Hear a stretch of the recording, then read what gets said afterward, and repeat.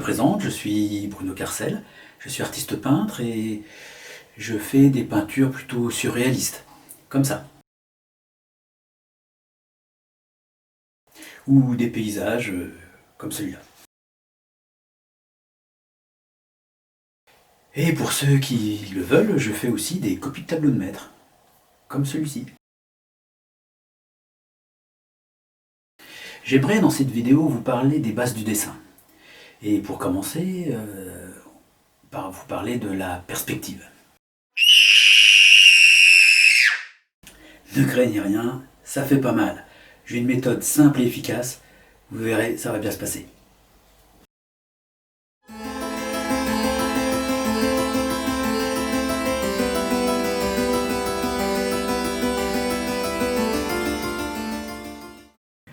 Bon alors pour commencer, qu'est-ce que c'est que la perspective ? Eh bien la perspective, c'est un outil qui vous permet de représenter quelque chose qui serait en 3 dimensions sur une surface en 2 dimensions. Par exemple, votre feuille de papier. Première règle importante à savoir, c'est que la perspective se définit toujours à partir de l'œil de celui qui regarde. Pour un même objet, ce que Pierre voit ne sera pas ce que Paul voit. Si c'est sur une photo, la perspective dépend de l'œil du photographe. Deuxième règle importante, comment se sert-on de la perspective ? Le principe est simple, on transforme l'objet à dessiner en forme simple, comme ceci.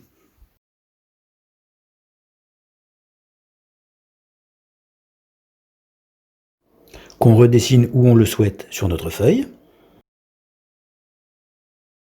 On applique ensuite la perspective dessus, que je vous expliquerai après en détail. Et pour finir, on redessine l'objet en suivant la perspective de la forme géométrique.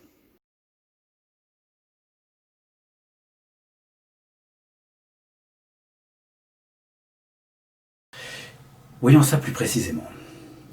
D'abord, nous allons séparer la perspective en 2 parties.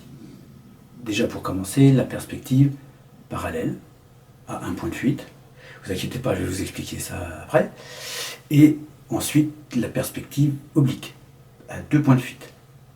Donc dans un premier temps, on va commencer par la perspective parallèle.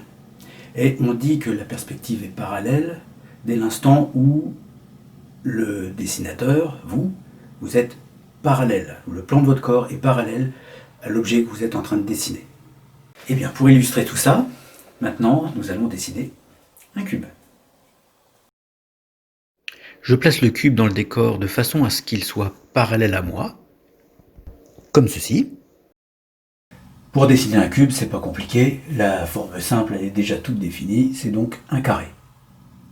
Lors d'une perspective parallèle, on place toujours la face du cube qui est le plus devant nous.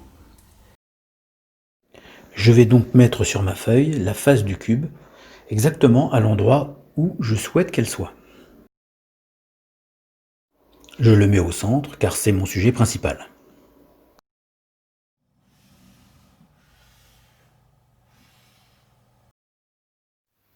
Nous allons placer maintenant la ligne d'horizon. Cela correspond bien à la limite entre le ciel et la terre, et ce, même si on ne la voit pas.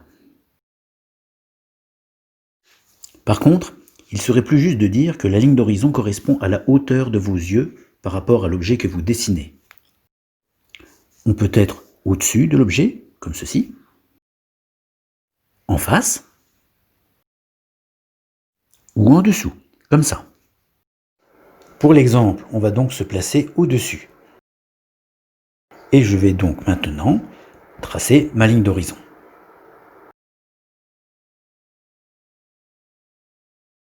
Nous allons mettre maintenant le point de fuite. C'est le point vers lequel les lignes qui partent vers la profondeur vont se rejoindre. En tant qu'observateur, on peut être placé à gauche, en face, ou à droite, comme pour notre exemple. Règle importante. Vous devez toujours placer le point de fuite sur la ligne d'horizon, soit à gauche, soit en face, soit à droite de l'objet en fonction de votre position à vous. Je vais donc mettre mon point de fuite à droite, parce que nous sommes placés à droite. Nous allons tracer maintenant les lignes de fuite que je vous montre ici, et qui vont toutes au point de fuite. Donc c'est parti, à chaque angle du carré, on tire un trait qui va jusqu'au point de fuite. Comme ceci. Ce sont ces lignes qui représentent la 3 dimensions.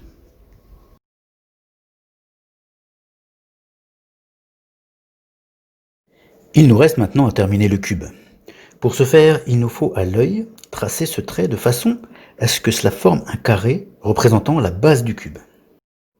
À partir de celui-ci, nous redessinons un carré entre les lignes de fuite.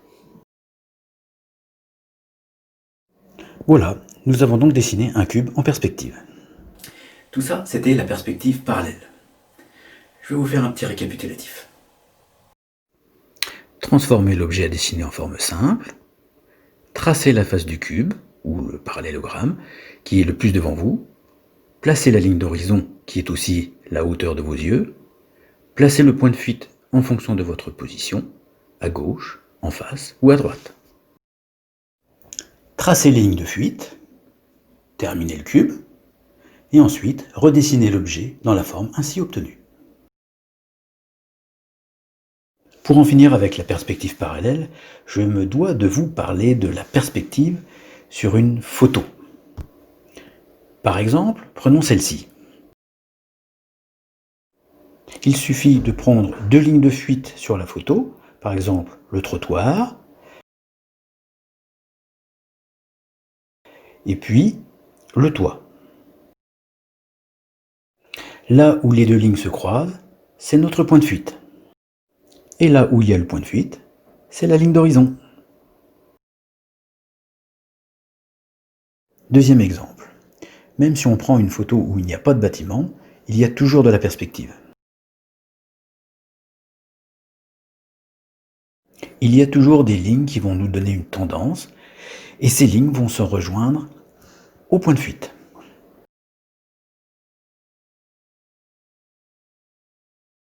Et là où il y a le point de fuite, il y a la ligne d'horizon.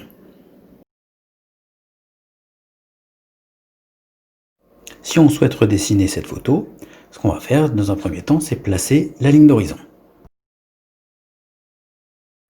Ensuite, on va mettre le point de fuite.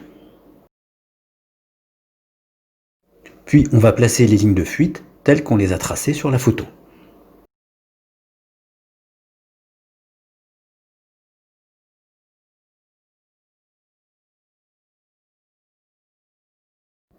Nous pouvons maintenant entamer notre dessin.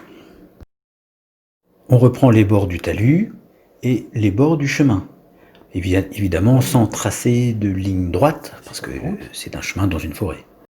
Maintenant, la fougère. On va tracer maintenant les arbres situés à gauche.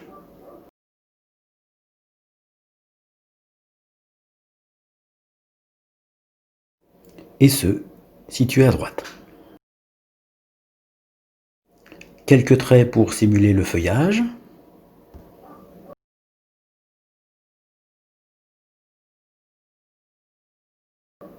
Et notre petite esquisse est terminée.